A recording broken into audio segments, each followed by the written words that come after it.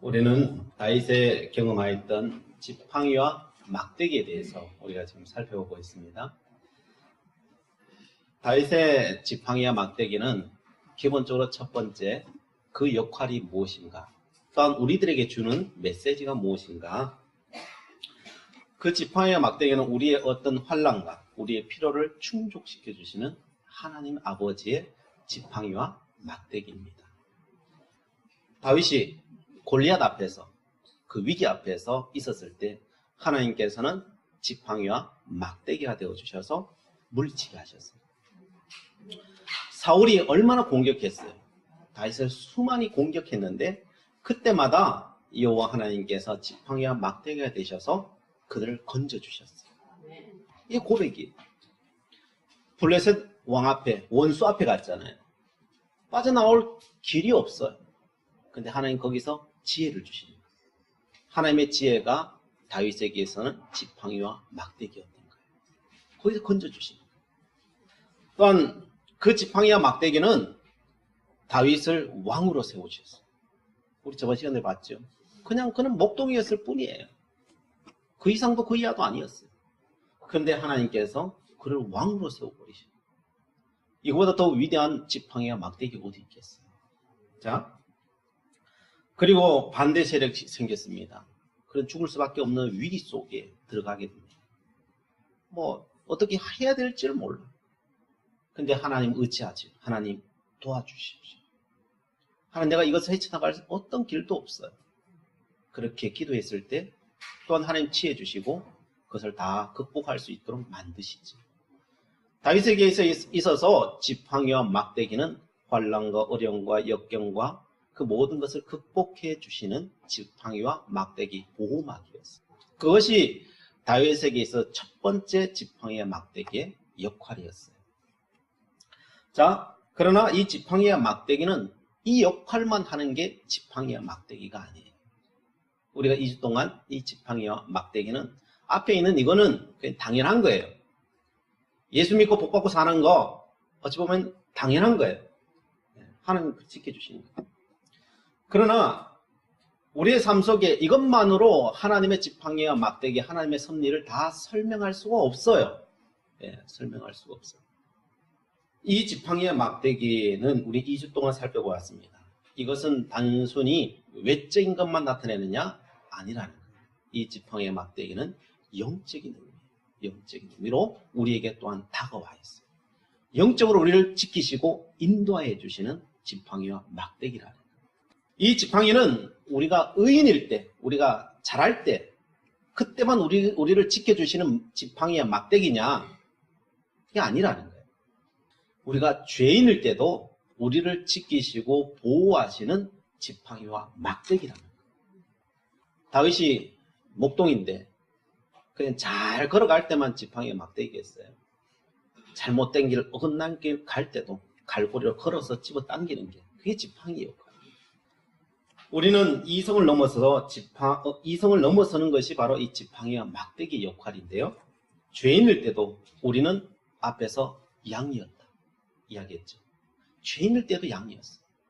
죄인일 때도 친구였고요.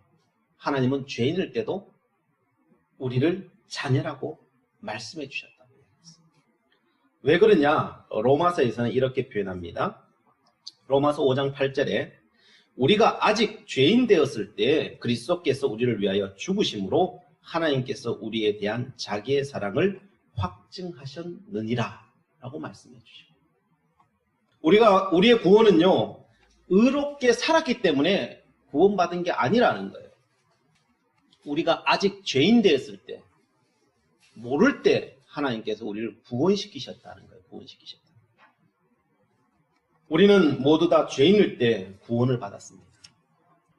믿음으로 살아가는 거, 이게 당연한 거예요.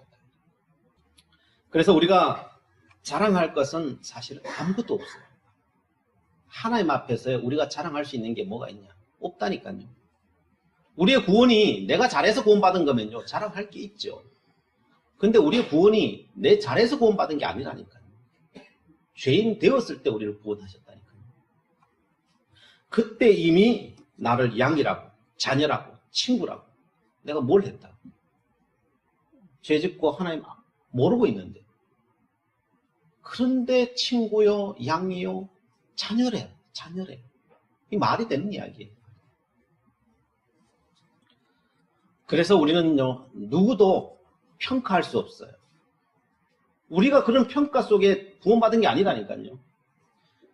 그렇기 때문에 우리는 어떤 누구도 평가할 수 없어요. 지금 예수 안 믿는 사람들요, 죄악 가운데 있는 사람들요, 그 사람 평가할 수 있어요. 우리가 거기서 구원받았다니까요. 우리가 먼저 구원받은 것밖에 없어요. 저들도 하나님께서 구원하실 사람이에요. 내일이면 구원할 사람. 누가 누구를 평가할 수 있겠어요? 우리는 평가할 수 없어요. 그래서 뭐요? 성경에서는 자랑하지 말라. 자랑하지 말라. 그게 너께 아니었잖니? 라고 이야기해요. 그게 은혜의 잔이, 은혜야. 그래서 성경 어디에 자랑하라고 되어 있는 거 봤어요? 성경에 자랑하라고 성경은 어디에도 없어요. 주 안에서 자랑. 그렇죠. 주 안에서 자랑하라는 거예요. 오직 자랑할 것이 있으면 주 안에서 자랑하라는 거예요. 우리의 자랑거리는 다 어디서 왔기 때문에요? 주님 안에서 온 거기 때문에 자랑하려면은 주 안에서 자랑해야 돼요. 그러면은 우리는 뭘 해야 돼요? 우리가 이런 생각이 들죠. 그럼 뭘 해요? 자랑 안 하면 뭘 해요? 그래서 성경은 뭘 하느냐면요, 그거 하지 말고 너가 해야 될 것 딱 한 가지 있다. 감사하라는 거예요. 감사. 찬양하라는 거예요. 찬양하라. 우리가 해야 될 것은요, 그 은혜를 감사하고 찬양하는 거. 이게 우리에게 주어진 거라는 거. 우리에게 주어진 거라는 거. 이것이 바로 하나님의 우리를 사랑하시는 사랑이에요. 이 사랑을 요한 사도는 이렇게 표현했어요. 요한일서 4장 19절 말씀에 사랑은 여기 있으니 우리가 하나님을 사랑한 것이 아니요 하나님이 우리를 사랑하사 우리 죄를 속하기 위하여 화목제물로 그 아들을 보내셨음이라 라고 말씀하십니다. 사랑은 우리 게 아니라니까요. 사랑하고 있으세요? 그게 하나님의 것인 줄 아시기 바랍니다. 하나님께서 우리를 먼저 사랑해요. 우리가 잘한 것 보고 사랑한 것이 아니라 그냥 사랑하시는 거예요. 왜요? 하나님께서 우리를 자녀 삼기로 작정했기 때문에. 여기는 어떤 이유가 없어요. 뭘 잘하고 뭐 어떤 조건이 있는 게 아니에요. 그냥 사랑하기로 하나님께 작정하셨어요. 그냥 작정하셨어요. 그냥 하나님의 계획이에요. 계획. 언제부터요? 태초부터요. 땅이 없을 때부터, 이 우주가 없을 때부터 하나님께서는 그렇게 하기로 작정하셨어요. 그리고 만드셨어요. 거기에는 어떤 이유가 없어요. 우리가 사랑받는 이유가요, 이유가 없어요. 하나님 그렇게 작정하셨다니까요. 그래서 우리가 먼저 사랑한 게 아니에요. 우리에게 어떤 조건도 없어요. 하나님 태초부터 그렇게 하셨다니까요. 그게 조건이라니까요. 그게 조건. 이렇게 이야기하면은 사람들은 꼭 이런 질문을 해요. 그럼 우리는 뭐예요? 이렇게 돼요. 우리는 뭐예요? 그렇게 하셨으면은 우리는 뭐냐고. 우리는 그냥 그림자냐고. 이런 생각이 팍 돌아가요. 사람들마다. 저번 시간에 다윗이 성전에서 야긴과 보아스를 세우라 라고 했다고 했어요. 그게 바로 지팡이와 막대기라고 이야기했어요. 야긴이 뭐예요? 저가 세우리라. 보아스가 뭐예요? 그에게 능력이 있다. 그것을 어디다 세우라고요? 성전 중앙에다가 녹기둥을 해가지고 꽝 세우라. 이게 온 우주를 지탱하는 기둥이라는 거예요. 기둥. 이게 기둥이라고요. 그래서 성전에 오는 모든 사람은 그걸 보게 하라는 거예요. 이게 두 진리의 기둥이라는 거예요. 그래서 옛날에 성막이 없던 거 그냥 두 개 딱 세워버리는 거예요. 그게 뭐라고 했어요, 저번 주에? 그가 시작한다는 거예요. 하나님이 시작한다는 거예요. 시작했다는 거예요. 그에게 능력이 있다. 내 인생이 뭐냐? 하나님의 능력으로 모두 다 이루어졌다는 거예요. 내가 언제 왕 되려고 했냐고. 하나님이 불러서 기름 부었다고.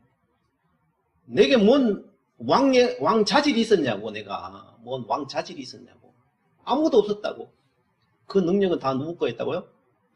아버지 하나님의 거였다고. 내가 이 자리까지 오고, 내가 이만큼 산 거. 나는 내 능력으로 산 게 아무것도 없다. 그래서 다윗이 영적인 사람이에요. 그래서 두 기둥을 거기다 딱 세워버려요.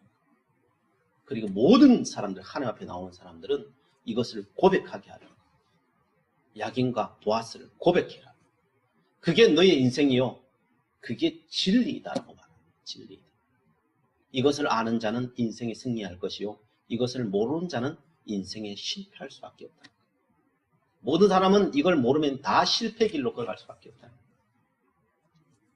그런데 사람들은 다윗이 그것을 경험했는데 사람들은 여전히 내가 뭘 한다고 생각해. 내가 뭘 해야 성공한다고 생각해. 우리는 그렇게 생각하면 그럼 다윗은 불쌍해요. 그래요. 다윗은 불쌍해. 왜? 그러면 다윗은 그냥 꼭두각시잖아요. 그거 뭐 있어요, 그러면? 이렇게 생각해. 요즘 현대어로 말하면 뭐라고 표현할 수 있을까요? 다윗은 그냥 아바타네요. 하나님께서 막 움직이지만 그냥 아바타네요. 불쌍해요. 이렇게 생각해요. 그런 생각이 드는 것이 사실이에요. 이렇게 생각이 드시는 분들은 아직까지 하나님께서 이 땅을 어떻게 지배하시고 우리에게 주어진 이 존재라고 하는 것이 어떻게 되어 있는지 아직 좀 희미해서 그래요. 이런 질문이 나온다는 거죠. 자, 우리가 오늘 이게 좀 복잡할 수는 있어요. 가는 길이 좀 복잡할 수는 있는데 정신 바짝 차리고 들어보시면 이해가 가실 거예요. 그러나 우리가 다윗이 살아갔던 그 길을 살아가는 것이요. 믿음의 사람이에요. 그리고 그 인생을 하나님께서 인도하시는데 복되지 않은 길을 인도하시겠어요? 하나님께서 우리를 가장 복된 길로 인도하시려고 하나님께서 그렇게 하시는 거예요. 그런데 우리의 이성으로는 잘 이해가 안 돼요. 사람들은 그렇게 생각합니다. 그러면 하나님께서 우리의 선택권 다 뺏어가시고 그럼 우리의 선택권은 뭐냐 말이에요. 우리가 선택하는 이 선택권은 우리에게 주어진 자유의지라고 하는 것이 있는데 이 자유의지의 이 선택권은 뭐냐는 거예요. 줘놔놓고 우리에게 주셔놓고 다 뺏어가버리고 억울하잖아요. 우리 마음속에 이 억울함이 있다니까요. 이렇게 하나님의 주권을 설명하다 보면 억울함이 있어요. 그런데 왜 그렇게 하시느냐? 그 선택권이 우리에게 있는 것은 분명한 사실이에요. 사실. 그런데 이 선택권이 있는 게 우리한테 좋은 거냐 없는 게 좋은 거냐 말하면은 있는 게 좋을까 없는 게 좋을까요? 하나님 보시기에 없는 게 더 좋아요. 선택권. 우리에게는요. 우리는 있는 게 더 좋아 보이는 게 사실이에요. 그래서 여기에 갈등이 오는 거예요. 이 갈등. 우리는요. 선택권이 있기를 원하죠. 왜요? 우리 마음대로 하고 싶으니까. 선택기에 있기를 원해요. 그래서 사람 나에게 이 선택을 좀 난 잘할 수 있는데라고 생각해요. 근데 성경에서는 뭐라고 말하느냐? 우리 선택을 주셨다니까 하나님께서 우리에게 주셨다니까요. 주셨는데 사람이 그 선택을 가지고 뭘 하느냐? 보세요. 로마서 3장 23절에 모든 사람이 죄를 범하였음에 하나님의 영광에 이르지 못하더니 하나님 우리에게 선택권 주셨다니까요. 그 선택권 가지고 뭘 해요? 하나님의 영광에 이르지 못하는 일들을 하더라는 거예요. 그 선택권을 가지고. 하나님의 기준, 하나님의 영광, 그 영광에 이룰 수 있냐는 거예요. 우리가 갖고 있는 이 선택권을 가지고 우리가 그것을 만들어낼 수 있는 힘과 능력이 있냐는 거예요. 한 사람도 못하더라는 거예요. 한 사람도 못하는 것을 그 선택을 내 것이라고 잡고 있으면 어떻게 되겠어요? 그 결과는 뭘까요? 다 심판과 멸망밖에 없는 거죠. 우리가 갖고 있는 선택권이 그런 거라고요. 우리가 하나님의 영광을 그 자리까지 죽었다 깨어나도 못 가더라는 거예요. 그런데 인간이 하나님을 의지합니까? 나 자신을 의지합니까? 대부분 사람들은 하나님을 의지하지 않아요. 내대로 가고 싶지. 우리가 이 자리에 있는 사람은요, 적어도 항복하고 온 사람들이에요. 항복하고 온 사람들. 안 된다는 거 아는 사람들이에요. 경험을 통해서 우리는 하나님께서 이 자리로 다 붙들어 온 사람. 부모 때문에 붙들려 온 사람들은 또 있어요. 붙들려 온 사람이 있지만은 다 경험해야 돼요. 다 경험해야 돼요. 왜 하나님께 그 경험하지 않고는 이 자리에 있을 수가 없어요. 우리는요, 근본적으로 다 죄성을 타고나 다 있기 때문에 여러분 그 길로 안 간다니까요. 또 갈 수도 없다니까요. 갈 수도 없다니까요. 하나님께서는 그러면은 왜 내버려 두시느냐? 그 죄악된 길로 갈 줄 몰라서 놔두셨냐? 아셨어요. 그런데 놔두신 거예요. 왜요? 하나님의 계획하심이 있기 때문에. 그래서 사도 바울은 로마서에 이렇게 대답합니다. 로마서 5장 20절. 율법이 들어온 것은 범죄를 더하게 하려 함이라. 그러나 죄가 더한 곳에 은혜가 더욱 넘쳤나니. 우리의 선택권이라고 하는 것은 뭘 더하게 하려고 해요? 하나님은요, 범죄를 더하게 한다니까요. 율법이라고 하는 거, 우리에게 주어진 이 율법이라고 하는 게 뭐냐면요, 범죄를 더하게 한다. 분명히 이야기해요. 율법이 들어온 것은 범죄를 더하게 하려 하며. 하나님께서 율법 주셨거든요. 율법 주셨는데 그 율법을 왜 줬냐? 범죄를 더하게 하게 하죠. 이해되세요, 이게? 율법을 왜 줬냐? 범죄 많이 하라고 줬다. 범죄 많이. 그러나 죄가 더한 것에 뭐가 있다고요? 은혜가 더하 있다. 은혜가 더하 있다. 이게 논리적으로 이해가세요? 논리적으로. 우리가 이해가 잘 안 가는 대목입니다. 하나님께서 율법을 주신 것은 죄를 더하게 하시라. 왜 하나님은 사람들이 죄 짓는데 가만히 두실까요? 왜냐하면 죄가 더한 곳에 은혜가 더 넘치기 때문에 그래요. 하나님께서 지팡이와 막대기로 우리를 어떻게 인도하시는지 보는 거예요. 하나님 우리 은혜 주시기를 원하시거든요. 그래서 율법을 준 거예요. 그래서 사람들이 뭘 깨달아요? 내가 죄인임을 깨닫는 거예요. 야긴과 보아스를 우리를 어떻게 구원하시는지 그 구원하시는 방법을 하나님께 지금 보여주시는 거예요. 우리가 하나님의 은혜를 어떻게 아냐면요, 이 법을 통하여 안다는 거예요. 법을 통하여 안다. 법은 어떻게 됩니까? 사람들이 죄를 많이 짓게 됩니다. 많이 지으면은 어떻게 됩니까? 매를 맞습니다. 매를 맞으면은 그때야 사람들이 정신을 차린다는 거예요. 정신을 차린다. 법이 없으면 죄가 없다는 거예요. 법이 있기 때문에 죄가 있다는 거예요. 법이 있기 때문에 죄가 많아진다는 거 아세요? 법이 있기 때문에 죄가 많아진다. 이제 예를 들면 이런 거예요. 옛날에 도로가 있었어요. 그 도로가 있으면 사람들이요, 뭐 지그재그로 걷든지 횡단을 하든지 뭐 아무 상관없었어요. 누구도 간섭 안 했어요. 이리 가도 되고 뭐 뒤 후진해서 가도 되고 뭐 아무리 가도 됐었어요. 근데 줄을 또 끄더니 신호등 한 개 딱 세워놨어요. 그러더니 사람들이 지나갈 때마다 범칙을 받네, 이게. 왜 그러니까 신호등 있잖아. 그러니까.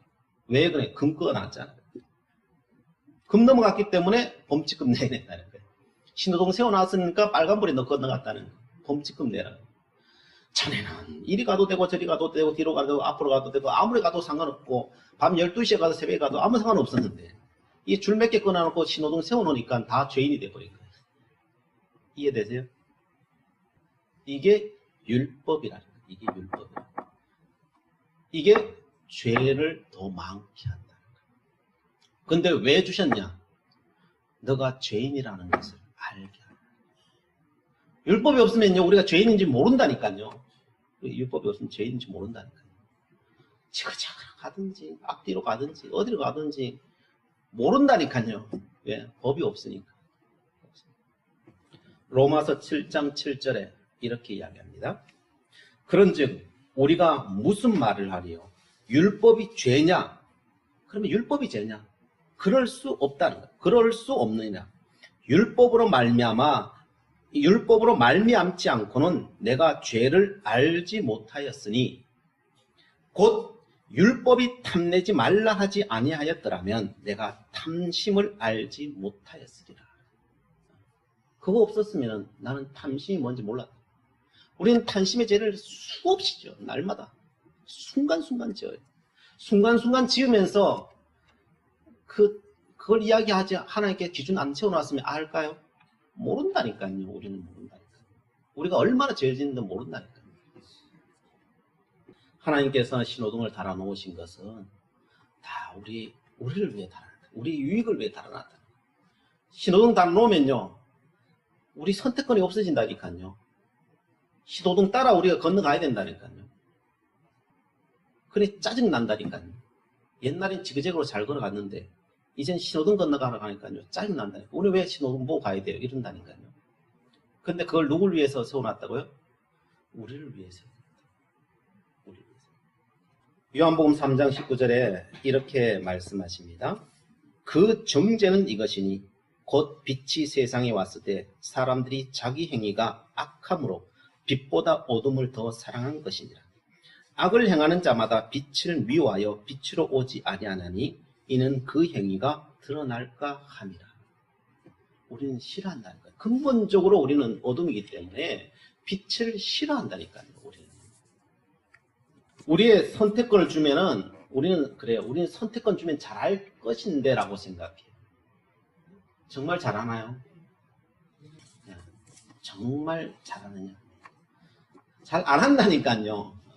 한 사람도 빛으로 안 간다고 요한복음 이야기하잖아요. 영적으로 이야기하잖아요. 한 사람도 안 간다니까요. 우리는 어둠이어도 우리가 어둠인지 모른다니까요. 우리가 어둠이기 때문에 그냥 세상도 어둠이고 우리도 어둠이고 다 어둠이기 때문에 안 보인다니까요. 여러분 캄캄한 안막에 들어가 보세요. 앞에 산이 있는지 내가 있는지 옆에 사람이 있는지 보이냐고요. 아무도 안 보인다니까요. 자기가 다 우리는 빛인 줄 알고 살아요. 그래서 내가 선택권만 있으면 내가 잘하겠거니라고 생각해요. 그래서 이 선택권 놓는 걸요. 뭐보다 싫어할까요? 죽음보다 싫어해요. 그 선택권을 하나님 앞에 드리는 걸요. 죽음보다 싫어요. 예수 믿으면서도 마찬가지. 예수 믿으면서도 그걸 줬다 뺐다 줬다 뺐다 줬다 뺐다. 우리 신앙이 늘 그래요. 우리 신앙이 그래요. 그런데 하나님께서는요. 말씀하시는 거예요. 그 선택권은 나에게 달라는 거예요. 너가 갖고 있으면은 죄밖에 안 된다니까요. 그 선택권을 나에게 달라는 거예요. 그러면 나는 그 선택권을 가지고 뭘 만드시겠다가 협력하여 선을 만들겠다. 협력하여 선을 만들겠다. 이게 드라마틱한 거예요. 여러분의 인생을요. 이게 선이든 악이든요. 그 선택권을 하나님 앞에 갖다 맡겨버리면요. 바뀌어 나온다는 거예요. 바뀌어서 나온다는 거예요. 하나님께서 이 진리의 길을 어떻게 가르쳐 주냐면요. 빛을 표현하기 위해서는 이제 그림 그리시는 분은 알 거예요. 빛을 도화지 위에 가장 밝게 표현하려면 어떻게 표현하면 될까요? 이미 빛은 정해져 있어요. 도화지 화면 밝기만큼 정해져 있어요. 근데 이 빛이 드러나려면 어떻게 가장 밝게 빛나게 하려면 어떻게 하면 돼요? 그렇죠. 주위를 가장 까맣게 칠하면 돼요. 한 곳만 놔두고요. 딱 새카맣게 칠하면요. 거기가 빛이 나요. 더 새카맣게 칠하면 칠할수록 어떻게 될까요? 그게 더 빛이 나. 더 빛이 나. 하나님께서 우리를 인도하시는데 어떻게 인도할까요?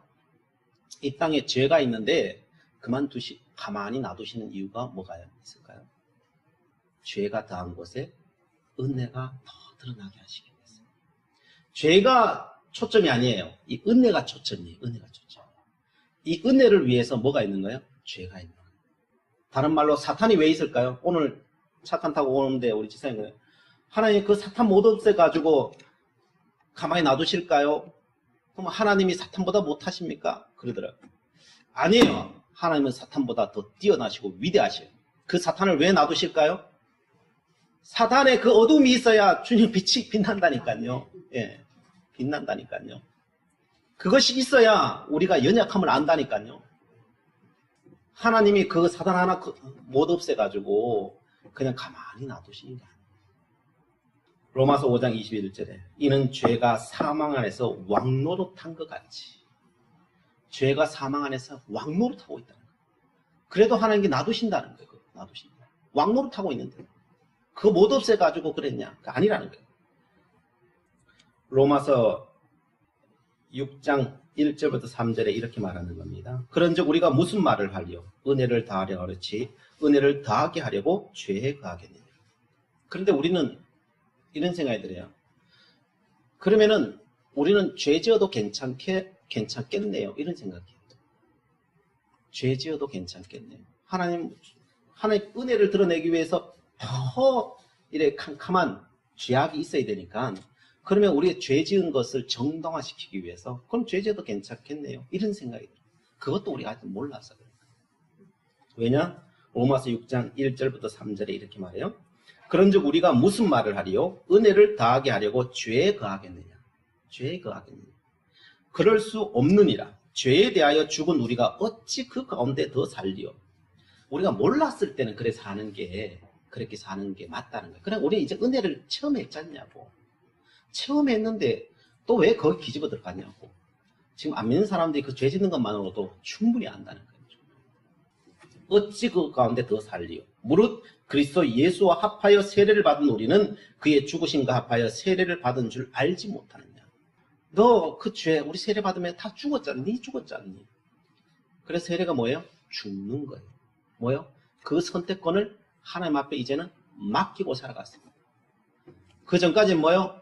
너 선택권 마음껏 썼잖니? 그리고 너가 선택해 놓은 게 뭐예요? 죄밖에 없잖니? 죄밖에 지어놓은 거 없잖니? 그래 이제 은혜로 살기를 원하고 빛 가운데 살기로 너 원했잖니? 그럼 어떻게 해야 돼? 너 죽어야 되겠지? 네. 죽어야 선택을 안 하지요. 죽어야 선택. 그 선택을 죽어서 선택 안 하겠다는 소리예요. 세례 받는다는 것은 이제는 내 인생에 내가 선택 안 하겠다는 거예요. 누가 선택하겠다는 거예요? 하나님이 내 인생의 선택권을 가지고 이끄시는 대로 가겠다는 고백이에요. 세례라고 하는 거예요. 그래서 우리의 죄악의 자제를 통하여서 빛으로 생명으로 인도하고 계시는 우리는 하나님을 거기서 만나는 거예요. 그래서 빛과 생명은 누구라고 했습니까? 로마서 5장 21절에 이렇게 말합니다. 은혜도 또한 의로 말미암아 왕노릇하여 우리 주 예수 그리스도로 말미암아 영생에 이르게 하려 함이라. 죄와 사망은 왕노릇하게 만들어. 그걸 통해서 뭘 하게요? 아, 내가 이런 존재구나 알게 해서 거기서 벗어나게 하시는 거예요. 그래서 은혜의 자리로 인도하신다. 은혜의 자리로. 그래서 은혜도 또한 그 은혜를 보게 하는 거예요. 또한 의로 말미암아 왕노릇하게 한다. 의로 왕노릇하게 한다. 그래서 우리 주 예수 그리스도로 말미암아 영생에 이르게 한다. 예수 그리스도로 영생에 이르고 그 풍성함 가운데 우리를 인도하시기를 원한다. 그래서 주님께서 우리를 인도하시는 방법이에요. 우리는 죄 하나 안 짓고 하나님께서 인도하시는 그런 하나님이 아니에요. 어디서요? 죄악 가운데서 죄 짓도록 놔두시고 그 죄악 가운데서 은혜의 자리로 인도하신다. 그래서 우리의 모든 삶은 우리에게 주어진 우리의 모든 삶은요 축복이에요. 그게 복이에요. 우리는 기쁠 때만 성공했을 때만 하나님이 나와 인도하시고 지팡이와 막대기라 생각하는데요. 성경 그렇게 말한 적이 없어요. 그것도 하나님의 은혜요 지팡이와 막대기예요. 그것이 죄악이든 그것이 의로움이든 우리의 기쁨이든 그것이 슬픔이든 그것이 평안함이든 그것이 고난이든 다 뭐 한다는 거야? 그게 다 예수 그리스도를 인도한다는 거예요. 그게 구원의 길로 인도하는 길이라는 거예요. 우리의 삶에 하나도 버릴 게 없다는 거예요. 하나도 버릴 게 없다는 거예요. 그래서 성경에서는 우리의 인생을 대하는 자세에 대해서 이렇게 말하는 거예요. 항상 기뻐해라. 범사에 감사해라. 쉬지 말고 말아요. 기도해라. 이게 우리의 인생을 대하는 자세라는 거예요. 왜요? 왜 그렇게 해야 돼요? 그게 좋든지 나쁘든지 기쁘든지 슬프든지 고난이든지 환난이든지 풍부함이든지 그게 바로 다 예수 그리스도로 인도하시는 길이라는 거예요. 길이라는 거예요. 아버지 하나님께서 우리를 인도하시는 길이 모든 길을 통해서 인도하신다는 거예요. 그래서 죄악 가운데서 어디로 간다고요? 생명으로 인도하신다. 생명으로 인도한다고 말씀하시는 거예요. 그래서 예수님께서 이런 비유를 하시는 거예요. 포도나무 비유를 하시는 거예요. 15장 4절에 내 안에 거하라. 나도 너희 안에 거하리라. 가지가 포도나무에 붙어있지 아니하면 스스로 열매를 맺을 수 없음 같이 너희도 내 안에 있지 아니하면 그러하리라. 붙어있는 거예요. 이게. 우리는요 뭘 해야 되는 존재가 아니에요. 해야 되는 존재가 아니고요. 우리는 예수 그리스도 안에 붙어있는 존재. 붙어있으면 그때부터 누가 다 일을 해요? 원줄기인 하나님이 그때부터 다 하셔요. 붙어만 있으면요 저절로 열매는 맺게 돼 있어요. 그거 하라는 거예요. 주님 찾아가라는 거예요. 너가 뭘 하려고 하지 말고 주님 찾아가라는 거예요. 주님 만나라는 거예요. 그리고 그 주님께 너의 선택권을 다 맡기라는 거예요. 붙어 있으라는 거예요. 그러면 그때부터 너의 인생을 여호와 하나님께서 생명으로 빛으로 인도하시겠다. 그리고 열매 맺게 하시겠다는 거예요. 그래서 질문 하나 듭니다. 우리 인생의 최대의 지팡이와 막대기가 뭘까요? 그래서 예수 그리스도예요. 지상 최대의 지팡이, 가장 큰 지팡이, 가장 큰 막대기가 뭐냐? 예수 그리스도예요. 예수 그리스도. 그래서 예수님께서 왜 십자가 달리셨는지 아세요? 왜 하고 많은 죽으려면요 뭐 수많은 방법들이 있어요. 그죠? 사람 죽이는데 수많은 방법이 있는데 왜 하고 많은 것 중에 십자가에 달리게 하셨겠어요? 상징성이에요. 상징성. 알려주시는 거예요. 이건 십자가 있잖아요. 이게 지팡이와 막대기예요. 이게 지팡이와 막대기 보이세요? 이 지팡이 길어요. 지팡이는요 길어요. 막대기는요 짧아요. 짧아. 그거 포개 놓은 게 십자가예요. 포개 놓은 게 십자가예요. 하나도 신약과 구약이 따로 떨어져 있지 않아요. 따로 떨어져 있지 않아요. 오직 예수 그리스도의 십자가 앞에 너의 모든 짐을 맡기라는 거예요. 그리하면 그것이 슬픔이든 기쁨이든 어떤 것이라도 내가 생명과 빛으로 내가 만들어내 버리겠다는 거예요. 그게 하나님의 의지예요. 내가 너의 인생을 내가 지팡이의 막대기로 이끌겠다. 그래서 결국 십자가에 주님 달리셔 버리잖아요. 여러분, 하나님께서 우리를 구원하시기 위해서 내가 지팡이와 막대기로 내가 너를 인도하신다고 말씀하시면서 십자가에 달리셔 버린 거예요. 나는 너의 생명을 구원하기 위해서, 너의 생명을 구원하기 위해서 하나님이 내가 이 땅에 왔다니까요. 이게 말이 되는 이야기예요. 말이 되는 이야기예요. 우리가 뭐라고? 피조물인데. 요배 그러잖아요. 우리는 건불 같은 사람인데 사실 말은 건불 같은 인생인데 말은 낙엽 같은 인생인데 나 같은 존재가 죽여버리면 끝인데 뭐라고 이렇게 고난하고 이렇게까지 나를 들고 볶으시냐고. 죽어버리면 끝나는 건데 그냥 툭 쳐버리면 끝나는데 뭐 그래 애쓰시냐고. 하나님께서 그렇게 작정하셨다니까요.